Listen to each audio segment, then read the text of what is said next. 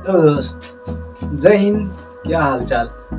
Internet जब चालू हुआ तो 3W यानी वर्ल्ड वाइड वेब था, यानी वेब 1 की शुरुआत हो चुकी थी। और अब इस टाइम इंटरनेट पर सब कुछ डिपेंड हो चुका है, आपका आधा जीवन इंटरनेट से है। इसी के साथ आप वेब 2 से आगे निकलकर वेब 3 में प्रवेश कर चुके हैं। तो सोचिए आपके लाइफ में पहले कैसे थी और अब की लाइफ में कितना सारा बदलाव इंटरनेट और न्यू टेक्नोलॉजी से बदलाव हो चुका है। अच्छा, वेब 1 में सब कुछ बेसिक चीजें थी, यानी हाइपरटेक्स्ट या HTML को केवल पढ़ सकते थे। यानी उसमें ना केवल शेयर करने की क्षमता थी और ना ही उसमें कुछ हम बदलाव कर सकते थे। उसमें जो भी एक वेबसाइट बन जाती थी वो बस बन जाती थी, उसमें ना कोई हम बदलाव कर सकते थे, ना कोई शेयर कर सकते थे, ना किसी ओनर से कांटेक्ट कर सकते थे। वेब 2 और 3 की शुरुआत करने से पहले हम इंटरनेट को समझ लेते हैं। इंटरनेट क्या कुछ था, सबसे पहला सर्चिंग ब्राउजर कौन था और इसमें क्या कुछ नया था। तो चलिए शुरू करते हैं। स्वागत है आपका न्यू टेक्नोलॉजी चैनल में।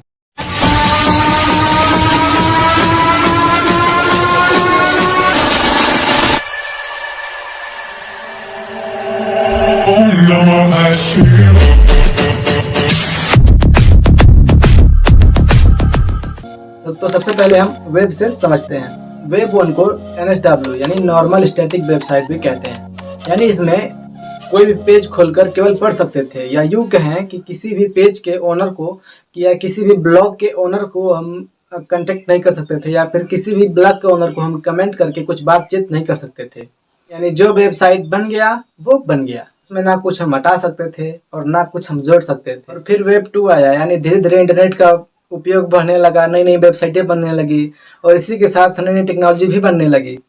और इस वेब 2 में किसी भी वेबसाइट के ओनर से मिलना या फिर उससे कमेंट में बातचीत करना, ये सब आसान हो गया। किस वेब 2 के लहर में किसी भी वेबसाइट के ओनर से बातचीत करना बहुत आसान है। वेब 2 में किसी भी वेबसाइट के ओनर का कोई भी डाटा सिर्फ एक ही वेबसाइट पर अपलोड रहता था। यानी इसमें वेबसाइटों को हैक करने में बहुत आसानी होती थी, क्योंकि एक वेबसाइट किसी वेबसाइट को खोलने से एक डाटा सब एक ही वेबसाइट पर नियंत्रण रहता था और उस वेबसाइट पर हैकरों को जाने में आसानी रहती थी। वेबसाइट के ओनर का डाटा आराम से मिल जाता है। वेब 2 के आने से सोशल मीडिया बहुत ज्यादा एक्टिव हो गया है, जैसे वीडियो स्ट्रीमिंग, यूट्यूब, ब्लॉग जैसी वेबसाइटें आराम से बनने लगी हैं। 1998 में गूगल को कंपनी के तौर पर रजिस्टर किया गया था।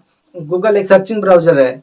सबसे पहला सर्चिंग ब्राउजर मोज़ेक था, जो वेब 1 से शुरुआत किया गया था। गूगल वेब 2 में आया हुआ सर्चिंग ब्राउजर वेब 1 में सबसे पहला सर्चिंग ब्राउजर मोज़ेक था। इसी के साथ उसमें बदलाव करके वेब 2 में गूगल लाया गया। तो रिसर्चर सर्गेई ब्रिन और लॉरी पेज ने गूगल को क्रिएट किया। पहला नाम बैकरप रखा गया था।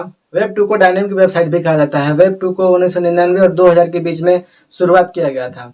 इतने सारे अपडेटेड और बदलाव किए गए कि अब आप खुद वेबसाइट बना सकते हैं, उसमें कुछ भी अपडेट डाल सकते हैं। आप तीसरे स्टेज पे पहुंच चुके हो। स्टेज मतलब ये कोई बीमारी नहीं, ये वेब यानी इंटरनेट का पागलपन है जो आपको तीसरे लहर तक पहुंचा चुका है। और इसमें नई टेक्नोलॉजी आपका साथ मदद कर रही है। यानी हर एक जगह हर एक काम में टेक्नोलॉजी बहुत जल्दी और बहुत आसानी से अपना काम कर रही है। पूरी दुनिया जहां सब कुछ इंटरनेट पर निर्भर हो चुका है, वेब 3 में वॉइस कमांड, सेंसर और बाकी सब उपकरणों से कंट्रोल कर सकते हैं। 3 को डिसेंट्रलाइज वेब भी कहते हैं। वेब 3 में किसी भी वेबसाइट को हैक करना बहुत मुश्किल है, यानी ना के बराबर है। वेब 3 को डिसेंट्रलाइज हो जाने से किसी भी प्रोग्राम का डाटा एक ही वेबसाइट पर निर्भर नहीं होता है, वो बटा हुआ होता है। किसी वेबसाइट को हैक कर पाना बहुत मुश्किल है, यानी ना के बराबर है।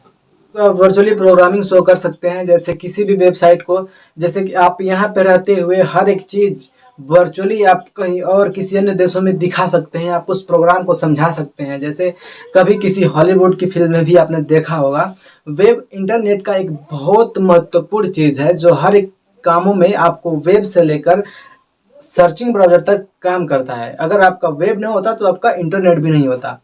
आपको अच्छा लगे तो लाइक, शेयर एंड सब्सक्राइब जरूर करें। तो चलिए मिलते हैं नेक्स्ट वीडियो में। जय हिंद।